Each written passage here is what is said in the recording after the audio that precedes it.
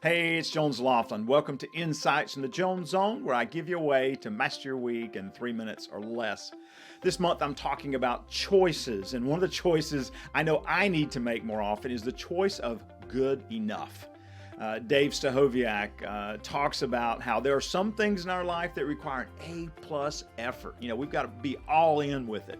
Then there are some things in our life that require a B effort. We need to work a little bit to get it done, but we don't need to agonize over every detail. And then he says there are some things that just require a C effort. We just need to check the box and finish it. So often I find myself agonizing over how am I going to pour all of this time into making the best effort with everything I do, when the reality is I could back off a little bit.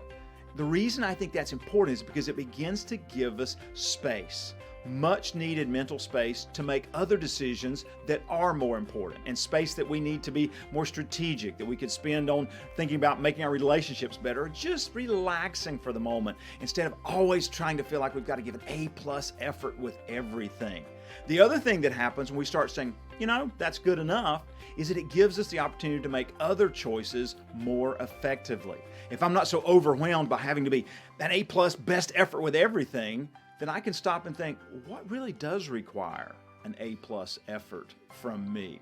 So my challenge to you this week is, when you're getting ready to make choices, everything from an item on a menu to what you're going to watch if you're watching TV in the evening, stop and go, what's a good enough choice? So that I could go ahead and engage in the activity and then move on to something else, instead of getting paralyzed by always feeling like you have to make the best choice and give the best effort with everything. Speaking of making choices, I hope you'll join me this week for my virtual session about 7 choices that will wreck your holiday season. You can get more information in the comments section of this Jones Zone. Speaking of the Jones Zone, thanks for spending a few minutes with me here today. I hope it's a fantastic week where you make good enough choices so you can make the best ones on the most important things. Have a great week.